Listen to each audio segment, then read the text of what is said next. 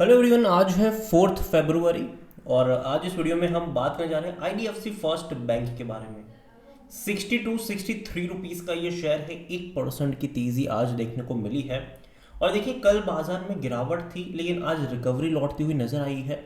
कल जो गिरावट थी उसकी सबसे बड़ी जो वजह थी वो भैया दुनिया भर में जो टैरिफ को लेकर चर्चाएं हो रही है, जो यूएस लगातार टैरिफ लगा रहा है और बाकी कंट्रीज भी जो रिटालिएट कर रही है उसको लेकर। और आज वापस रिकवरी आई है, उसकी वजह यह है कि भाई साहब जो टैरिफ को लेकर ट्रंप अब तक काफ़ी ज़्यादा अग्रेसिव दिखाई दे रहे थे, अब उन्होंने उन सारी चीज़ों को डिले भी कर दिया, ऐसी खबरें आ रही है। बात करेंगे वीडियो में उसके बारे में, लेकिन उससे पहले अगर आपने अभी तक चैनल को सब्सक्राइब नहीं किया है तो प्लीज़ अभी इसे सब्सक्राइब कर लीजिए, क्योंकि आगे भी बहुत सारे वीडियोस हैं जो आपको काफ़ी ज़्यादा हेल्प करेंगे। तो 62 रुपीज़ का शेयर, 1% की तेज़ी एक महीने में अगर आप देखो तो जहां था वहीं पर। इस बीच ये भाई साहब 56 रुपीज़ पे गया था। इतनी भयंकर एक ही दिन में मेजर फॉल था 27 जनवरी को यहाँ पर, कि 62 से 56 पे गया, लेकिन फौरन एक बड़ी रिकवरी भी आ गई यहाँ पर।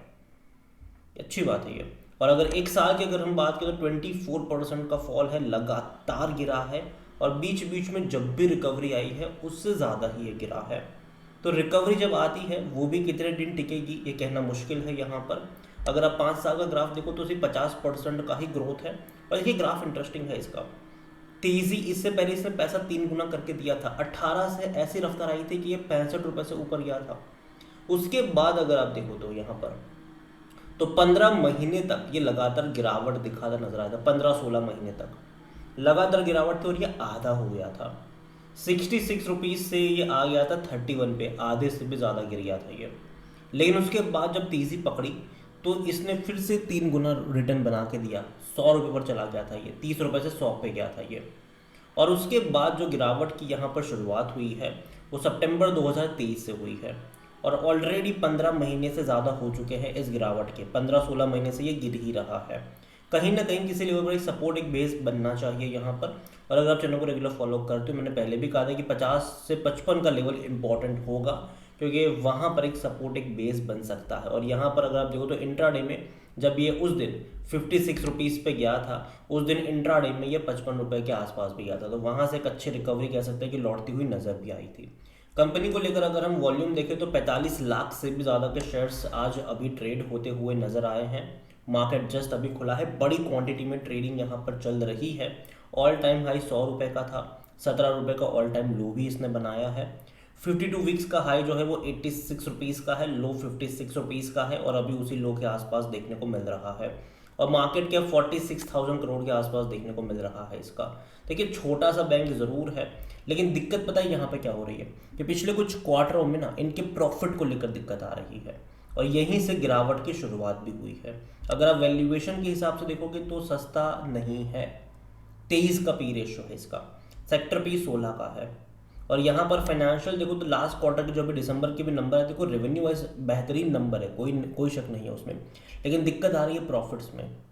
सिर्फ 340 करोड़ का प्रॉफिट इन्होंने कमाया है दिसंबर क्वार्टर में, जबकि रेवेन्यू ऑल टाइम हाई है क्वार्टरली। प्रॉफिट देखो तो वो नहीं है, तो ये दिक्कत आ रही है। देखो अगर आप इनके नंबर्स देखोगे ना, अगर आप यहाँ पर सितंबर 2022 से नंबर देखोगे, रेवेन्यू वाइज लगातार ग्रोथ है। जैसे कि 6,500 करोड़ का रेवेन्यू था, फिर 7,000 हुआ, फिर 7,800 करोड़ हुआ, फिर 8,200 करोड़ हुआ, फिर 8,700 करोड़ हुआ, फिर 9,400, फिर 9,800, फिर 10,300, फिर 10,700, फिर 11,100। तो ये बढ़ रहा है इनका रेवेन्यू लगातार, लेकिन प्रॉफिट में वो चीज़ नहीं है। प्रॉफिट अगर आप देखो तो 565 करोड़, फिर 616 करोड़, फिर 816 करोड़। लेकिन बाद में क्या हुआ, घट गया ये। रेवेन्यू बढ़ा लेकिन प्रॉफिट घटा, 731 करोड़ हो गया।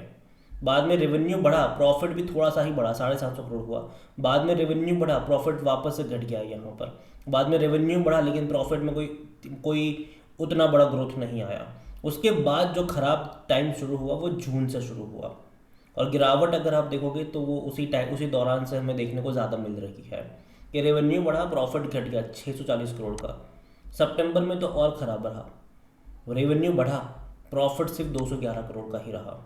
दिसंबर के भी जो नंबर आए उसमें रेवेन्यू बढ़ा, प्रॉफिट डेफिनेटली सितंबर के मुकाबले बढ़ा, लेकिन फिर भी वो बहुत कम है ये।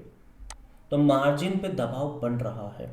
एनपीएज अगर आप देखो परेशान कर रहे हैं, इनको दिक्कत है, आप इसको इग्नोर नहीं कर सकते। और जहाँ तक शेयर होल्डिंग के बारे में अगर हम बात करें, प्रमोटर यहाँ पर ऐसा कोई है नहीं, 4.56% म्यूचुअल फंड के पास है, जो इससे पहले 4.98% थी, मतलब बिकवाली करी है म्यूचुअल फंड ने दिसंबर क्वार्टर में। 11.21% से डोमेस्टिक इंस्टीट्यूशन, 11.58 थोड़ी सी खरीदारी हुई है उनकी तरफ से। एफआईज ने यहाँ पर हल्की से बिकवाली करी है, 27.30% से 27.12 पर आए हैं। रिटेल की होल्डिंग अगर आप देखो तो वो 22.37% पर, जो अदर पार्टीज है वो 34.38% का स्टेक यहाँ पर लेकर बैठे हुए हैं। तो देखिए आईडीएफसी फर्स्ट बैंक यहाँ पर मेजरली फॉल हमें तब से देखने को मिल रहा है जब से नतीजे इनके खराब आना शुरू हुए हैं।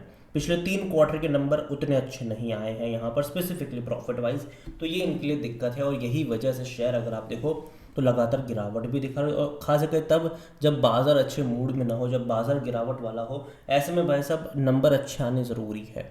अगर वो नहीं आते हैं तो फॉल देखने को मिलता है, और वही हमें यहाँ पर देखने को अभी मिल भी रहा है। लेकिन अभी धीरे धीरे कह सकते हैं कि रिकवरी नज़र आई है। अब देखते हैं कि इस लेवल पर ये सस्टेन कर पाता है कि नहीं, जो 60 रुपये का लेवल है यहाँ पर ये सस्टेन कर पाता है कि नहीं, टिक पाता है कि नहीं, एक सपोर्ट एक बेस बना पाता है कि नहीं। क्योंकि अगर आप देखोगे तो कहीं पर किसी लेवल पर कोई सपोर्ट या बेस बना नहीं है, पिछले 1 साल में नहीं बना है। अगर कोशिश भी करी थी तो वापस गिरावट देखने को मिल गई थी।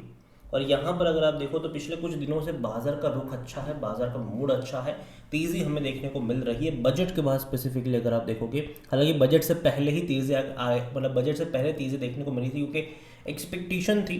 यहाँ पर अगर आप देखो तो जो मेजर फॉल हमें देखने को मिला था इस महीने कि एक ही दिन में 62 से 56 पे गया था, उसके बाद तेज़ी क्यों आई थी? क्योंकि आरबीआई की तरफ से जो पैकेज अनाउंस करा गया था, ठीक है, इन्फ्यूजन को लेकर 60,000 करोड़ का, उससे एक्सपेक्ट ये था कि बैंकिंग में आपको एक बढ़िया रिकवरी देखने को मिलेगी, और वो हुआ भी सही। बैंकिंग शेयर एक्चुअली में उसके चलते भागते हुए हमें नज़र भी आए।